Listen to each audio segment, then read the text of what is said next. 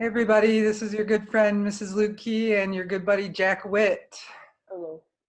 We're here to give you a little direction on how you can prepare for your end of year and year in review conference. I want to show you that in our book on personalized learning, it says, the final conference is a significant reflection by the student and support team. As always, led by the pupil, they share their portfolio and are able to present and validate their efforts and process. It is a celebration of the pupil's accomplishment and acknowledgement of their current challenges.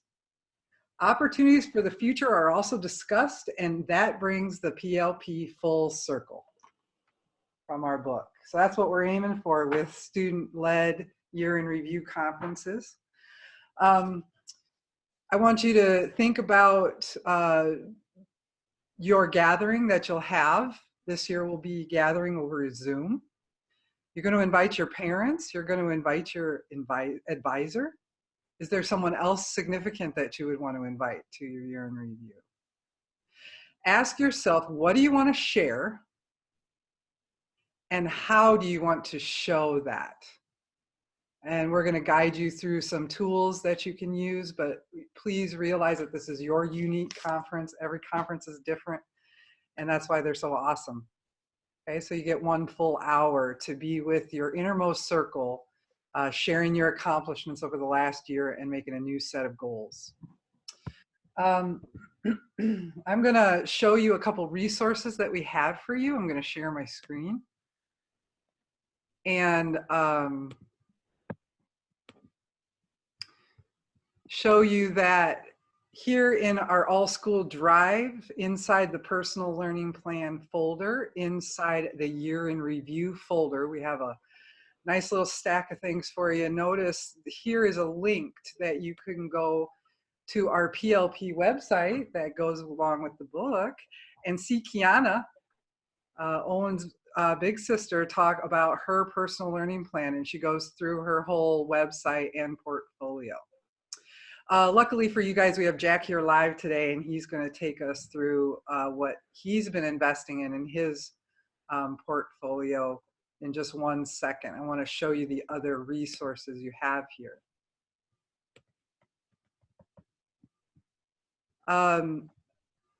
Realize that we have a set of directions for you on how you can, what you need to include in your portfolio that you make. And inside this set of directions, notice that we have a guide to the year, end of year analysis that you'll write. Jack will mention that as well. And then Jesse's outline here for your end of year analysis, if you like. Okay, we'll talk about Juanita's portfolio in a second. Right now, I think we should talk about Jack's. So I'm going to quit sharing my screen. And Jack, can you show us what you've been working on? Yes, I can. It says disabled. Oh, that happens every day. Hold on. There you go. All right. Now this will work.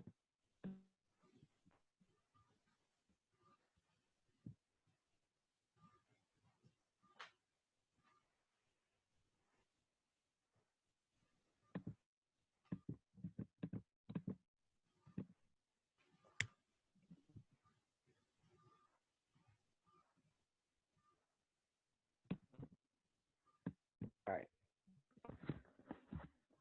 So this is my end of year review from last year that I put onto my website. And so this just goes over a bio of me last year. And I talk about like my favorite projects from last year. Wellness is always a big project every year for me, just because I am a very active person, and I just include a few other projects. And then I also have my rubric, which has like all my averages from both years, because that's also like a very important thing to do at every end of the year.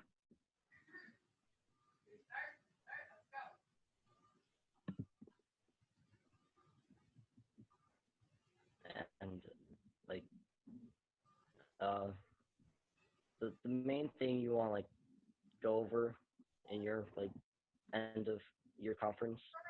It's just like how the year went and just like what did you do and like also plans for next year because future is very important.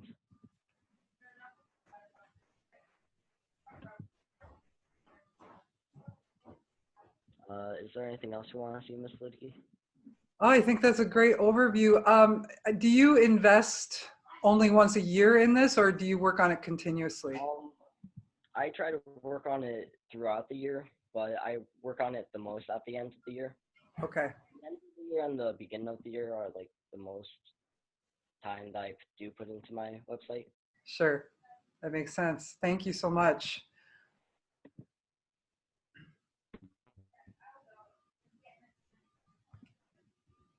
All right, I want to take you back then to some of the breakdowns of how you can achieve what Jack did there.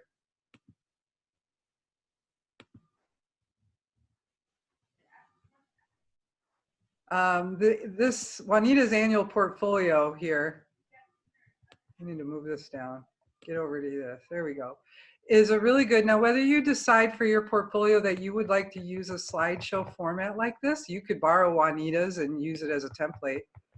You can start your website or continue to invest in your website because your website is really accumulation portfolio over time. Jack will continue to add to his, and you'll notice Kiana added to hers for several years. But they all include, either the website or the slideshow includes sort of these main parts, okay? And I think, Jack, you mentioned you took this slideshow, made it, and embedded it into your website, correct? Yeah. Okay, so just make sure you hit these parts. See, there's the autobiography, and you change every year. So enjoy expressing yourself on this page and developing that over time. We outline the goals for the year that you had in your personal contract. You'll put a link to your academic report, either in your website or in your slideshow, so that you can refer to your current progress and your credit.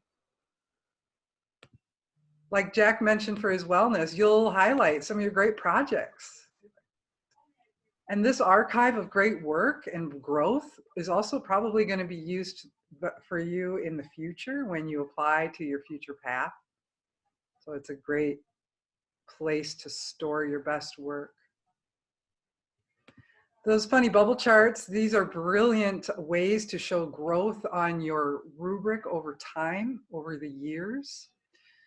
This year might be a challenge for some of us because our progress charts might be at school, and we're going to be constructing our analysis of our growth at home. And so at the very least, you can lay your bubbles out to the side and ready to place when we get all our data.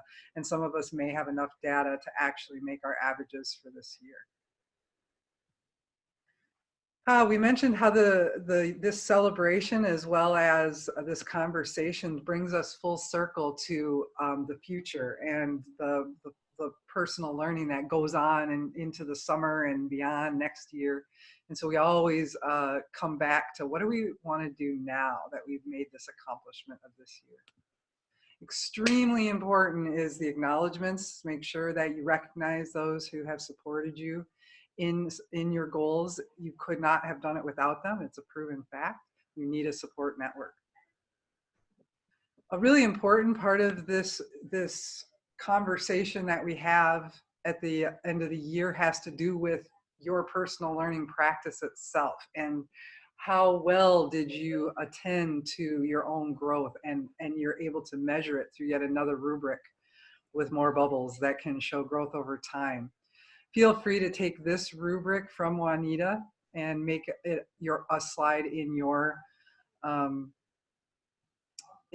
portfolio. Also, I will make a copy of it available in the All School folder as well.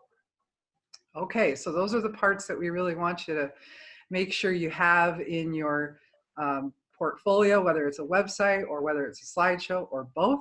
And then also remember that you have this step-by-step instruction guide not only for the portfolio, but also the questions that could guide your EOIA.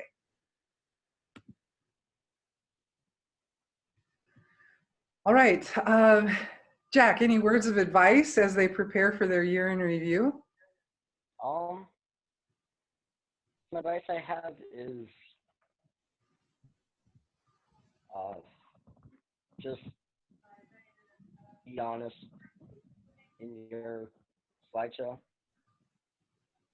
That's right what you did, how it went. great advice. Thank you so much. Honesty is so important. All right, folks, as always, reach out, ask us for help, enjoy the process, enjoy your celebration of year in review. Good luck.